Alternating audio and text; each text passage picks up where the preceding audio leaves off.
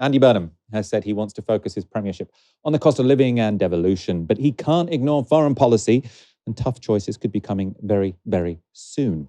It's been reported the first of those could be whether to allow the US to continue using British military bases to attack Iran. Now, this is particularly relevant and heightened right now as the US is ramping up strikes on Iran as we speak.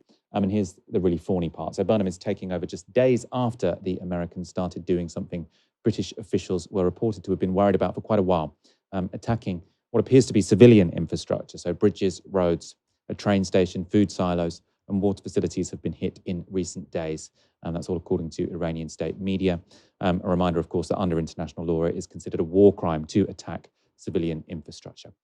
Green Party leader Zach Polanski had this to say on X last week. I met with a Spanish minister recently where they've got the right attitude towards Donald Trump and this illegal war. If Andy Burnham wants to do politics differently, ignoring pressure from the establishment and telling Grim no is step one.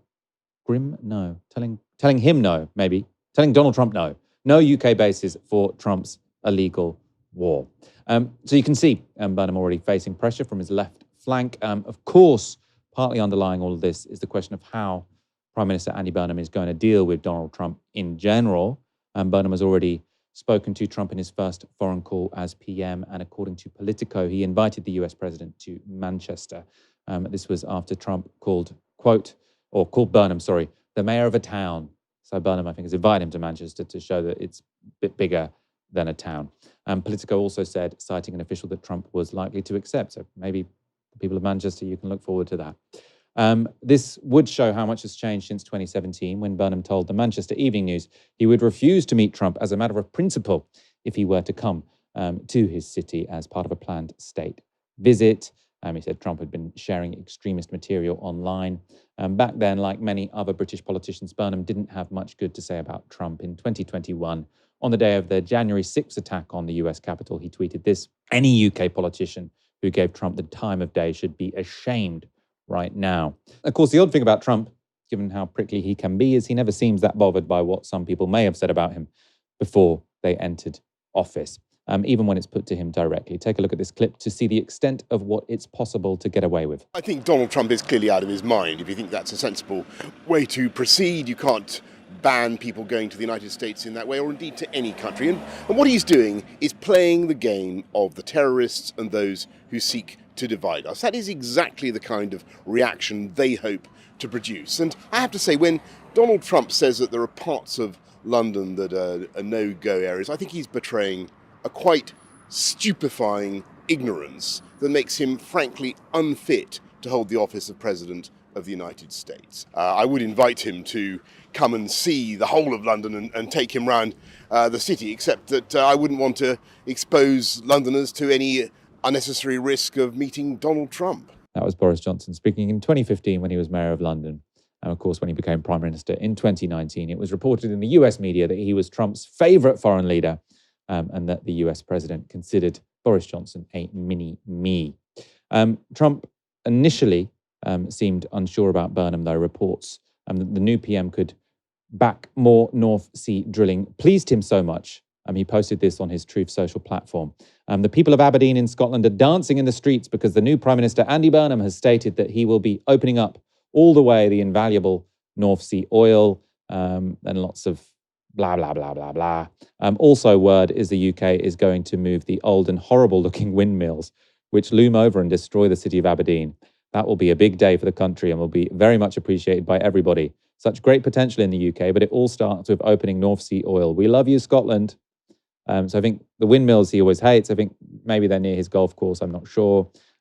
It seems, though, that Trump there was misunderstanding sort of the current Burnham position with regards to North Sea oil. So Lucy Powell confirmed on Sunday that Labour under Burnham would stick to the manifesto commitment for no new licenses. So what is Burnham's plan to deal with the president? Well, he said this to Gary Lineker. I'll just meet him where he's at. And, I like to think I've got some personality myself, and I'll deal with him very upfront in the same way I think he likes people to deal with him. Ash, my guess is that Andy Burnham is not going to make any radical change to foreign policy because he wants to focus on domestic policy. But making Ed Miliband foreign secretary does, to me, make it more likely that the UK will say to the American military, look, if you're going to talk about bombing, or if you're going to actually bomb civilian infrastructure, you can't use our bases. I feel like that's something I can imagine Ed Miliband saying. I mean, so thinking about Keir Starmer, one of, I think, his, I don't want to call it an outright success, but it was patchy to all right, was his management of Trump. So there were obviously these moments which were excruciatingly embarrassing for Starmer. One was sort of picking up Donald Trump's notes like a little toady, but then I think the other was in particular when he'd make this big song and dance about going to the White House with Macron and sort of smoothing the way for Zelensky, who was then sort of subjected to a frat house hazing ritual with Vance and Trump and Rubio and so on. But ultimately, what Starmer had to do was constantly try to avoid punitive tariffs. And ultimately, he did that fairly well, right? Obviously, you've got this hugely volatile president in the White House. Obviously, you have what I think was perhaps the biggest mistake of Keir Starmer's time as Labour leader, which is the sort of co-signing of a particular narrative around Israel, which was wholly in line with American interests at the time. But ultimately, I think that Starmer did a relatively decent job of dealing with the threat that Trump posed to the UK. That is going to be, I think, one of the bigger challenges for Andy Burnham. But it's maybe worth remembering that Ed Miliband's been in the government for a couple of years now. He's going to have been party to a lot from being within cabinet. And his brief had, while not a hugely international dimension, wasn't entirely domestic either. So I would say that I don't think it's likely that Ed Miliband is going to say you can't use our bases for the war in Iran. I think that you're going to see more of this sort of fudge position, which is what happened at the beginning of the US war in Iran. And I think that you're going to see some continuity with that, because I think that the last thing that Burnham wants to do is make himself more visible to Donald Trump, because once you get in his eye line, bad things happen. Yeah, maybe fudging on Trump and being a bit harder on Israel would probably be if you're looking at it from a purely tactical standpoint, sort of like you don't necessarily want to be in Trump's crosshairs because America is a powerful country whose alliances you to some degree rely on. But go hard on Israel, people will notice a difference. I don't think Trump's really going to care because he doesn't really like Netanyahu at this point anyway. And the public are going to love it. And obviously it's the moral thing to do anyway. And I feel like maybe that's something that sort of Ed Miliband can get behind. He can hold his tongue when it comes to the Americans, but say we are shifting our policy when it comes to Israel.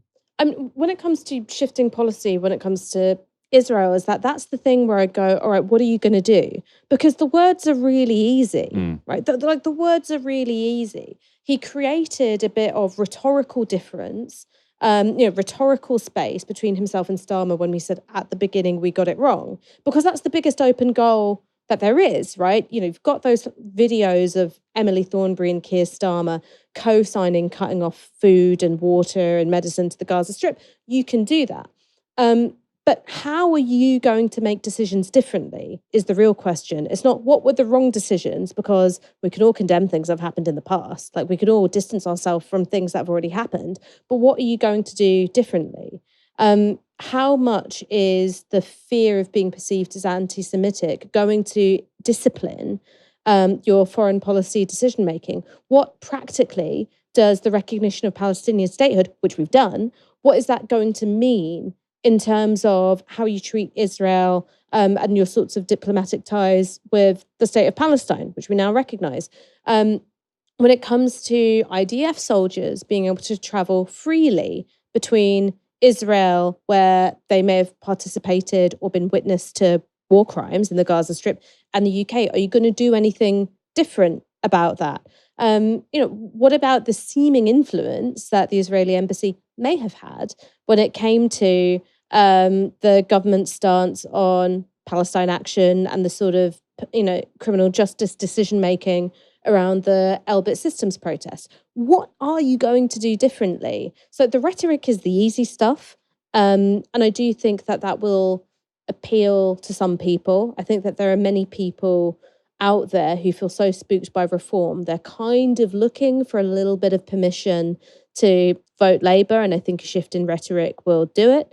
But I think for people who, one, are high information voters, right? So they've been really attuned to what's been going on since the beginning of the genocide.